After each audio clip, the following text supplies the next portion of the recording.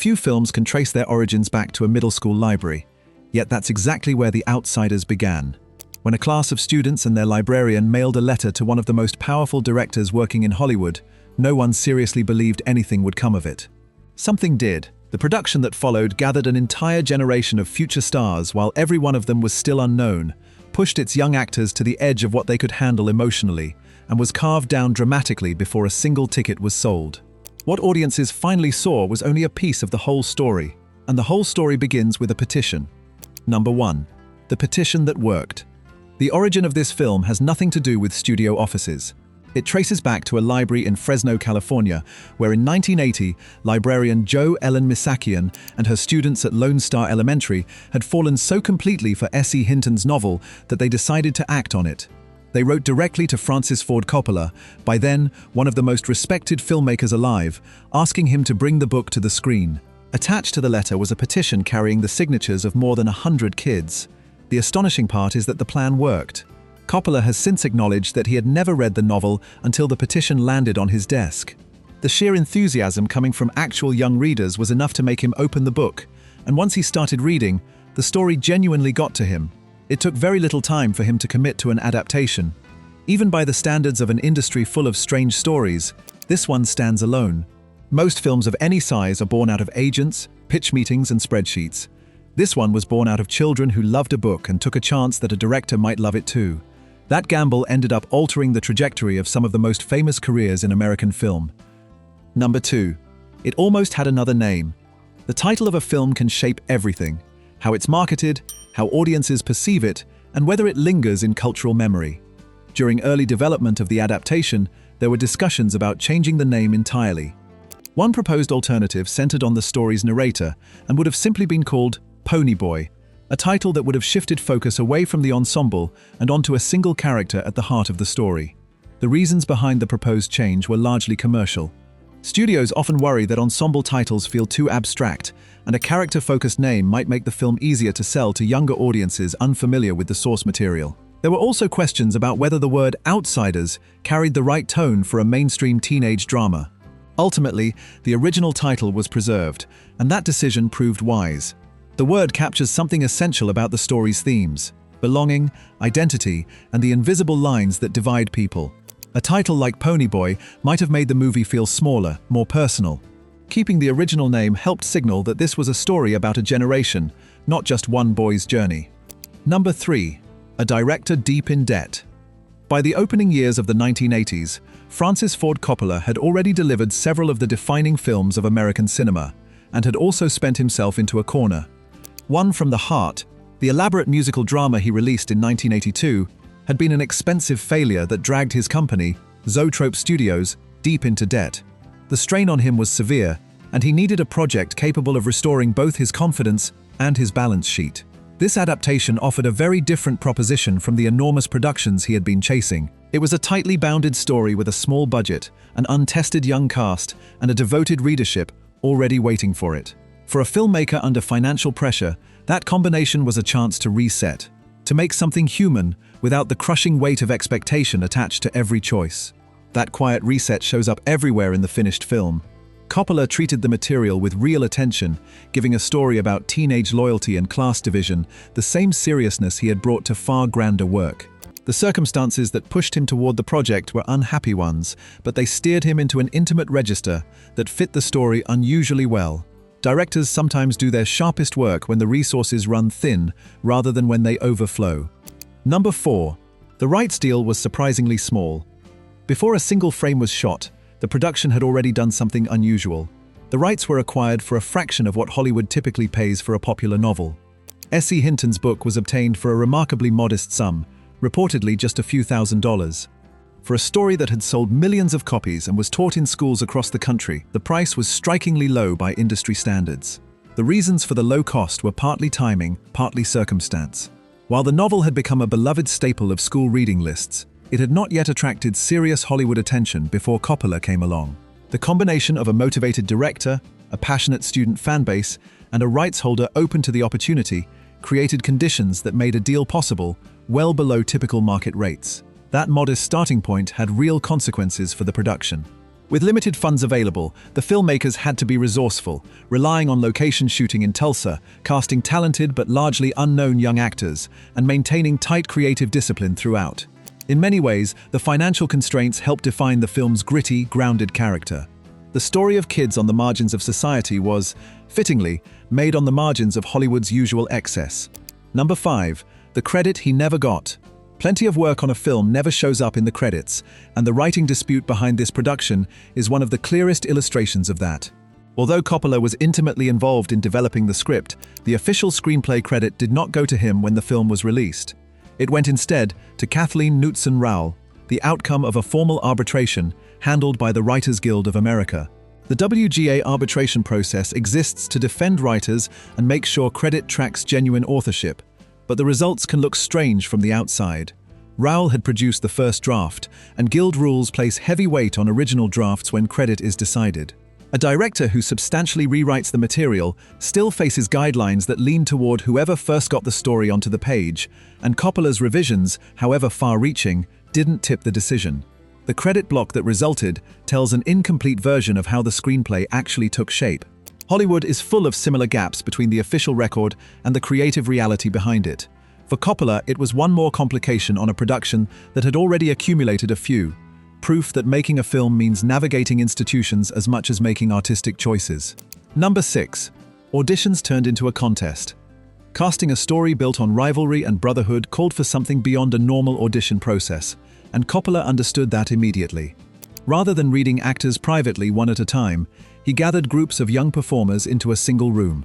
They read for several parts, watched one another work, and competed for roles out in the open. The atmosphere was electric from the first day, with ambitious newcomers keenly aware that they were being measured against the people sitting beside them. The method was unusual, but nothing about it was accidental.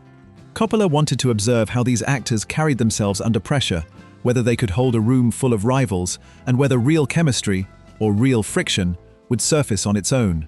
By dropping them into a setting that mirrored the social dynamics of the story, he was effectively running a rehearsal before anyone had been cast.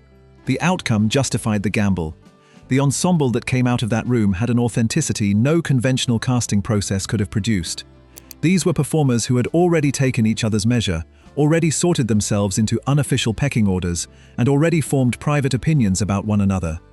By the first day of shooting, the foundations of both the loyalty and the antagonism at the center of the story had quietly been poured. Number 7. The audition tapes appeared years later. Few artifacts from a film's production are as fascinating as footage of future stars, before anyone knew they would become famous. The audition recordings from this casting process, surfacing decades after the film's release, show a remarkable collection of young talent at the very start of their careers. Tom Cruise, Rob Lowe, Patrick Swayze, Emilio Estevez, and others appear on tape, reading for roles in a project that would help define a generation of Hollywood performers. Watching the footage today carries a strange kind of electricity. These actors had not yet made the films that would make them household names, and the rawness of their early performances is striking. Some are clearly nervous, others are already magnetic. A few are barely recognizable compared to the polished performers they would later become. The tapes offer a rare window into the moment just before careers ignite. Beyond their entertainment value, the recordings have genuine historical significance. They document a singular casting moment, arguably one of the most talent-dense audition processes in modern Hollywood history. That so many future stars were competing for roles in the same film at the same time was extraordinary, and the footage preserves that moment in a way that later interviews and recollections simply cannot. For film historians and casual fans alike, the tapes remain one of the most compelling behind-the-scenes documents of the era. Number 8. He split the cast apart. Method directing seldom extends to physically separating a company of actors, but that is reportedly what took place here. Coppola made a conscious choice to keep the performers playing Greasers away from those playing Socs for much of the shoot. They were housed separately, spent their free hours in different circles, and were steered away from mixing casually off-set. The intent was straightforward: allow real distance and real unfamiliarity to take root between the two camps. The technique borrowed from method acting traditions, where performers are urged to live as near to their characters' circumstances as they can manage. By engineering a social split, Coppola was writing the story's class tension directly into his cast's daily existence. Whatever hostility surfaced on camera between the two gangs had at least some grounding in feelings the actors had genuinely developed toward one another. The strategy has not gone unquestioned. Some of the cast have since described the experience with real ambivalence, granting that it worked while admitting it was unpleasant. The boundary between directing people and manipulating them is a narrow one, and Coppola leaned into it on purpose. Whether the payoff was worth the method is something every viewer can weigh individually, but the charge running through the film's confrontation scenes suggests the experiment left a mark. Number 9. The rumble left real bruises. No sequence in the film asked more of the cast physically than the climactic gang fight, and the cost was not theoretical. The rumble was shot with an intensity that outran careful choreography, and by the time the sequence wrapped, several performers were carrying real bruises and minor injuries. This had less to do with careless planning than with how far everyone involved was willing to go to make the scene feel true. Coppola pushed for raw, disordered energy rather than the clean, precisely blocked action that Hollywood fights usually deliver. What he got looked far more like an actual brawl than a stunt routine, and that quality came at a price. Actors were colliding with genuine force, going down on wet ground, and grinding through takes with a physical commitment that left marks during filming and after it. The sequence remains one of the most viscerally effective stretches in the film, and those injuries are part of the reason. There is a measurable difference between performers simulating a fight and performers actually throwing their bodies into contact. Audiences may not be able to name what produces that difference, but they register it. And here, what they register is real. Number 10. He asked the kids first. The bond between this film and its student audience went well past the petition that launched it. During development, producers reportedly consulted a group of students about aspects of the adaptation, including how it should end. The conversations covered whether certain pivotal moments from the novel, the rumble among them, belonged in the screen version or should be reconsidered. It was an odd step for a studio picture, and it acknowledged how much young readers mattered to this particular story. Testing material with an audience before production is hardly unknown in Hollywood, but it usually takes the form of studio-assembled focus groups gathered for commercial reasons. Turning to students specifically, the readers who had made the novel a touchstone was a fundamentally different gesture.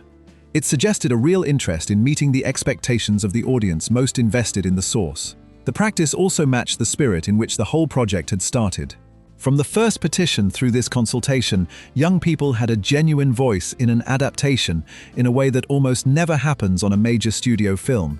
Whether their opinions changed any specific decision is hard to verify, but the gesture itself revealed how the filmmakers understood their obligation to the story and to the readers who loved it most. Number 11. Coppola just stayed in Tulsa. There is a fitting irony in the fact that one of the defining coming-of-age films of the 1980s was made far from Los Angeles or New York, in Tulsa, Oklahoma. Coppola selected the city as his principal location because it actually resembled the world Hinton had written: the working-class blocks, the roadside diners, the vacant lots and weathered houses that give the story its grain. What he could not have anticipated was how attached to the place he would become. Instead of heading back to California once the shoot ended, Coppola stayed put and moved straight into production on Rumblefish, another Hinton adaptation. The two films were shot back-to-back in the same city, sharing several cast members and much of the same local infrastructure. Buildings around town were converted into production space, and for a stretch Tulsa served as an unofficial creative headquarters for one of America's most celebrated directors. Staying paid dividends for both films. The crew kept its momentum, the local atmosphere continued feeding the work, and the arrangement gave the two productions a geographic unity that would have been almost impossible to manufacture otherwise. Tulsa was changed by it as well. The city became permanently linked to these stories in a way fans still recognize. It was one of those rare instances of a filmmaker and a place leaving marks on each other. Number 12. Sent to meet real greasers. Preparing for a part sometimes demands far more than studying pages, and for some of this cast, that meant entering a world nothing like their own. To anchor the performances in something real, certain actors were reportedly sent to spend time with people who had actually lived the life the story depicts. These were not performers doing an impression of hardship. They were men who had genuinely moved through the streets, the rivalries, and the difficulties the film dramatizes. The experience made a deep impression on the young cast. Sitting across from people carrying authentic histories of conflict, loyalty, and struggle gave the actors an understanding that no amount of script analysis could supply. Several later described how those meetings changed their sense of what their characters were quietly carrying underneath the surface. Coppola had long held that direct exposure to the real thing could unlock something in a performer that rehearsal alone never reaches. By sending his cast into environments that echoed their characters' lives, he was asking them to absorb rather than imitate. The performances that resulted feel inhabited instead of demonstrated, rooted in something true, even when the emotion around them is heightened. That texture was no accident. It was built in deliberately from the earliest stages. Number 13. Rehearsed entirely on videotape. The cast was already on tape long before any film ran through a camera. In a method that was fairly rare for the period, Coppola ran extensive video rehearsals, recording the actors as they worked scenes, tried alternate readings, and let performances find their own shape before anything was committed to celluloid. It gave him an unusual amount of preparation without burning through expensive production resources. Those recordings did several jobs at once. Coppola could review the work between sessions, pinpoint what was landing and what needed rethinking, and show the actors exactly how they were reading on camera. For many of the younger performers, watching themselves played back was a genuinely eye-opening experience that sharpened their instincts before the real shoot began. The ensemble feel that sets the finished film apart owes a great deal to this process. By the first day of principal photography, these actors had already spent hours running scenes together, locating rhythms, building trust, and developing the kind of shorthand that normally takes weeks on set to emerge. The video rehearsals collapsed that timeline dramatically, and the natural group chemistry audiences responded to so strongly grew largely out of that groundwork. Few directors of the era put in that much preparation before shooting a single frame. Number 14. Total chaos between takes. Gather a group of young men, keep them together for weeks, hand them idle time between setups, and the outcome writes itself. This set turned into a kind of managed chaos whenever the cameras stopped. Cast members have described an environment saturated with pranks, jokes, and relentless one-upmanship that occasionally tipped from fun into actual disruption. Water balloons, hidden props, noises deployed mid-scene, nobody was exempt, and no amount of seniority kept you off the target list. What might reasonably have damaged the production seemed to energize it instead. The pranks worked as a pressure valve for the tension Coppola was deliberately manufacturing through his directing choices, and they generated a shared sense of mischief that bonded the group far more effectively than any structured team exercise could have. The brotherhood on screen was not entirely constructed. A good portion of it grew out of living, working, and making trouble together. Several of the cast have named this period as one of the most enjoyable stretches of their early careers, precisely because of the anarchic atmosphere surrounding the shoot. The pranks also captured something honest about the characters themselves, young men who deploy humor and swagger to cover what they can't say. Seen that way, the horseplay between takes was never really separate from the work. It was part of it, and Coppola was smart enough to let it run. Number 15. The author moved in. It is fairly uncommon for a novelist to become truly embedded in the film version of their own book. Most maintain a polite distance, understanding that cinema operates by its own rules. S.E. Hinton went the other way. Rather than withdrawing and letting the filmmakers interpret her work on their own, she spent considerable time on set, working directly with the actors, and offering direction built on her intimate familiarity with the characters she had invented. Her presence mattered most to the younger performers, many of whom were handling complicated emotional material for the first time on a professional production. Hinton helped them grasp not only what their characters were doing, but why. The internal logic of young men, shaped by loyalty, pride, and a fierce hunger to belong in a world that had handed them very little. She later described her position among the cast in terms that mirrored the story itself, likening herself to a den mother looking after boys who needed guidance as much as they needed room to run. The authenticity threaded through the performances owes something concrete to her involvement. When actors are unsure about motivation or emotional truth, having the author on hand to answer the question is an extraordinary advantage, one almost no adaptation ever gets. Her decision to be present rather than protective helped carry the novel's spirit intact across the gap between page and screen. It was a partnership of a kind that rarely happens. Number 16. She's hiding in the movie. Cameos by directors and producers are common enough in Hollywood, but a novelist stepping in front of the lens for the adaptation of their own book is a much stranger thing. Hinton's appearance here amounts to more than a wink at the source material. She plays a nurse in the hospital scene involving Dallas Winston, placing herself quietly inside the world she originally built on the page. The moment is easy to miss unless you already know to watch for it. Hinton appears briefly, without dialogue that draws the eye, blending into the scene as naturally as any background player. For viewers who do recognize her, though, the moment lands with unusual force. The author of the story, standing in the room where one of its most emotionally loaded scenes plays out. It is a blink and it's gone appearance that becomes impossible to unsee once you know. The cameo also reflects the remarkable degree of trust and access that existed between Hinton and the production. She was never a distant rights holder observing from a safe remove. She was woven into the filmmaking from early on, and appearing on camera was a natural extension of that. It's a small detail that rewards attentive viewers and quietly reminds you that the story never entirely left the hands of the person who first told it. Very few novelists have ever come this close to the screen version of their own work, and fewer still have literally stepped inside it. Number 17. Nobody knew who Domino was. Tucked into the credits is a detail that has been puzzling viewers for 40 years. Coppola's daughter, Sofia Coppola, turns up briefly in the film as a small child. An appearance that would have passed almost unnoticed if not for an odd quirk in how it was billed. Instead of her given name, the credit reads Domino, the nickname she went by as a girl. The result has generated real confusion over the decades. Viewers who don't know the nickname have wondered whether Domino referred to a character, a crew member, or something else entirely. Others who knew about the Coppola connection scanned for Sofia, failed to find it, and missed the link completely. It's exactly the sort of minor production footnote that grows into a mystery as a film ages and its audience gets more curious about how it was made. Even devoted fans who have watched the movie many times have been thrown by the discrepancy. Sofia Coppola would of course go on to become one of the most acclaimed filmmakers of her own generation, which makes the appearance a genuinely fascinating piece of history in retrospect. At the time, she was just a director's daughter with a nickname, caught briefly on film. Decades on, that fleeting moment in a single scene reads like an improbable bridge between two separate chapters of American cinema, held inside the same frame. That both father and daughter would leave permanent marks on the medium makes the footnote feel stranger still. Number 18. A rock star in the Rumble. The Rumble is already among the film's most memorable sequences, but buried inside it are two faces that mean something entirely different in hindsight. Flea, who would go on to worldwide fame as the bassist of the Red Hot Chili Peppers, appears uncredited among the Socs.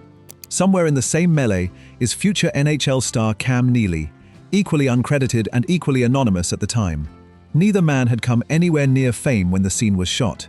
Flea was a young musician still finding his place in the Los Angeles scene, and Neely was years away from becoming one of hockey's great power forwards. Their presence came down to circumstance rather than planning. Two young men picked up as background players for a film that needed enough bodies to sell a convincing brawl.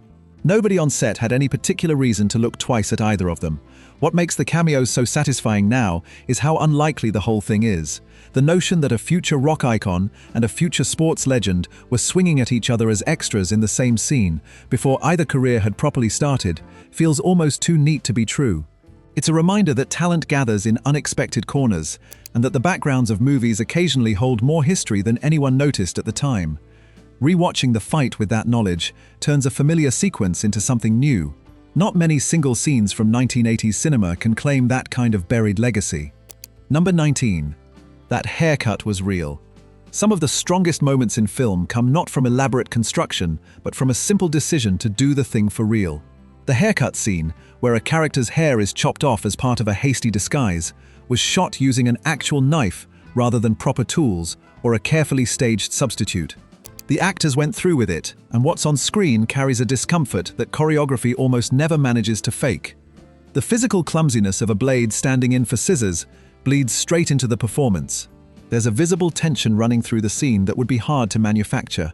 The small hesitations, the imprecision, the awareness that something irreversible is underway.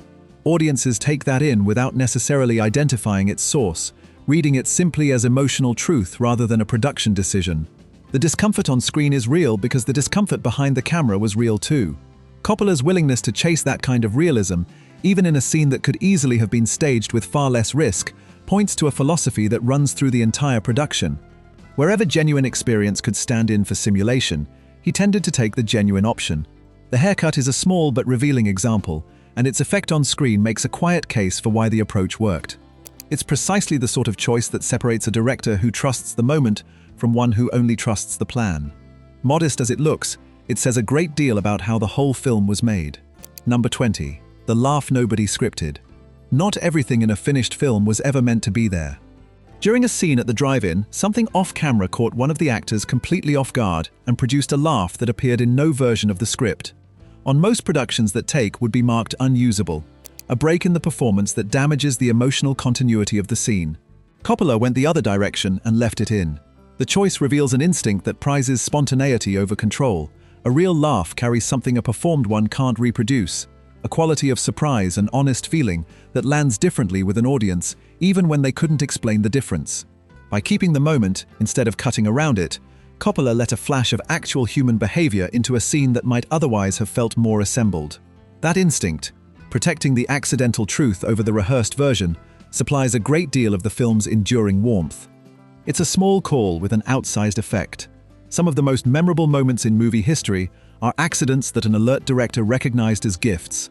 The unplanned gesture, the unexpected reaction, the honest emotion that slipped through on a take nobody intended to use.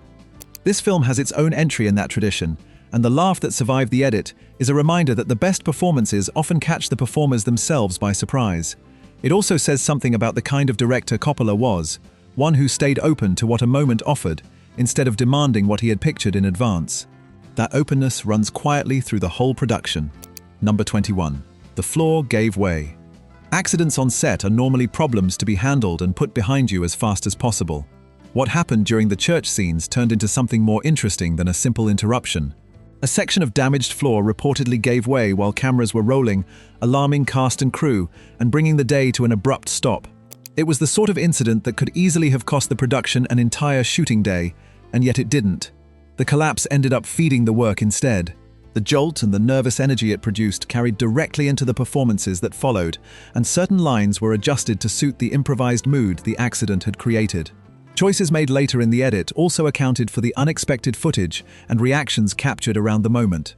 A safety scare ended up adding texture to one of the film's most tense passages. The pattern repeats throughout this production, disruption becoming fuel rather than obstacle. Coppola's habit of absorbing the unexpected and folding it back into the work, instead of simply correcting for it, gave the film an unpredictability that more tightly managed productions rarely achieve. The collapsed floor is an extreme case, but it fits comfortably into the larger story of how this movie came together, with chaos serving as a quiet collaborator throughout. Some of the most authentic things on screen are the ones nobody planned. Number 22. 40 minutes just vanished. The version that opened in theaters was substantially shorter than the one Coppola had assembled. His preferred cut ran roughly 133 minutes, a length that left room for fuller character work and a more patient rhythm. The studio saw it differently, and what reached cinemas had been reduced to something closer to 91 minutes.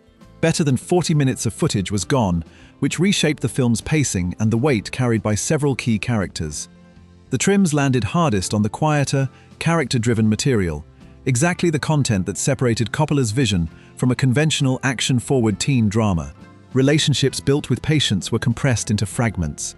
Characters who mattered considerably in the novel were left with far less presence than the director intended, and readers who knew the book came away feeling the adaptation had shortchanged its emotional core. For Coppola, the experience was a familiar kind of frustration, one major directors have run into throughout Hollywood history whenever artistic intent meets commercial arithmetic. Studios habitually push for shorter runtimes on the theory that audiences prefer brisk pacing regardless of what disappears along the way. Here, the losses were substantial enough that they eventually drove Coppola back to the film decades later to restore what had been taken. For all its strengths, the theatrical version remains a compromised account of what he set out to make. Number 23. The fans won it back. The missing material didn't stay lost. In the years after release, one question kept resurfacing in conversations about the film. Readers and students who loved the book wanted to know why certain scenes and moments had never made it to the screen.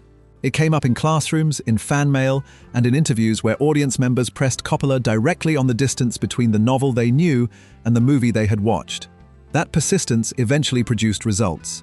Coppola paid attention, and the accumulated weight of audience enthusiasm became one of the main reasons he went back to the film to assemble an extended version. Released as The Outsiders, the complete novel, the restored cut returned a substantial amount of the excised footage, moving the film considerably closer to what he had originally built. How that version came to exist says a great deal about the unusual relationship between this film and the people who love it. Most studio cuts stay cut, the removed footage either vanishes into a vault or survives as a footnote. Here, the devotion of readers who grew up with the novel was strong enough to revise the historical record of the production itself. It's a genuinely rare case of an audience shaping a film's final form, not at release but years afterward.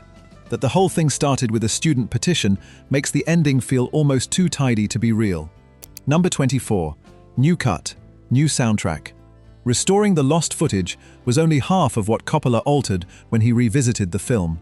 One of the most striking differences in The Outsiders, the complete novel, was the decision to swap out large stretches of the original orchestral score for period rock and roll. Where the theatrical cut had used sweeping, emotionally directive music to steer the audience, the new version reached instead for the actual sound of the era the story inhabits. The effect on individual scenes was dramatic. Sequences that had carried one emotional register under the original score played noticeably differently with the new music beneath them. Rougher in places, more playful in others, always more firmly planted in a specific time and place. Viewers who had grown up with the theatrical version found the change disorienting at first. Anyone meeting the film for the first time through the restored cut tended to find the period music completely natural. The revision raises a real question about which version represents the film more truthfully. The theatrical cut is the production, as it was shaped and released in 1983. The restored version reflects Coppola's later thinking about what it might have been. Music is among the most powerful emotional instruments a director has, and by changing it this thoroughly, Coppola effectively produced two distinct viewing experiences out of identical footage, a demonstration of how much a soundtrack determines not just the mood of a scene, but the identity of an entire film. Both versions have committed defenders, and the argument between them hasn't finished. Number 25. The house is still there. Legacies accumulate slowly, and this one has proven exceptionally sturdy. Decades past its release, the story keeps finding new audiences through classroom reading lists, streaming platforms, and an expanding cultural conversation about class, loyalty, and identity that both the book and the film keep feeding. The most tangible monument to that endurance sits on a residential street in Tulsa, where the house that served as the Curtis family home now operates as the Outsiders House Museum. The museum is a genuinely unusual institution, a fan-driven restoration that converted a piece of film history into a place you can actually visit. People travel across the country to walk through rooms they've seen on screen and to make physical contact with a story that shaped how they understood friendship and belonging. The house needed extensive restoration before it could open, and the effort that went into it says everything about the depth of feeling the story still produces. The legacy stretches further than that. A stage musical has carried the story to theater audiences, reaching generations who may never pick up the novel or seek out the film. From a classroom petition in 1980 to a full-scale stage production decades later, the journey of this story across forms and eras is remarkable. Very few films that began this modestly have left a mark this wide, and Stay Gold long ago crossed over from a line of dialogue into something closer to a piece of shared cultural language. For a story that began in a school library, that kind of staying power feels exactly right. More than 40 years on, The Outsiders remains one of the most absorbing productions in Hollywood history, not only for what reached the screen, but for everything that happened around it. A classroom petition that found its way to a legendary director, a cast of unknowns who became the biggest names of their generation, a studio cut that stripped away nearly half the movie, and an audience stubborn enough to eventually win it back. Few productions of the period left behind a story this rich or this complicated, and fewer still keep repaying curiosity the way this one does. What makes it so compelling is how much of it came down to accident, instinct, and pure conviction. From the students who set it in motion, to the author who refused to abandon her characters, to the director who kept converting disruption into art. The finished film, whichever version you watch, carries the energy of people who badly wanted to get it right. That's rare in Hollywood at any budget, and it goes a long way toward explaining why the movie has never really dropped out of the conversation. If these secrets gave you a new appreciation for the film, hit like and subscribe for more behind-the-scenes stories about the movies that shaped cinema. And leave a comment below. Which of these surprised you the most?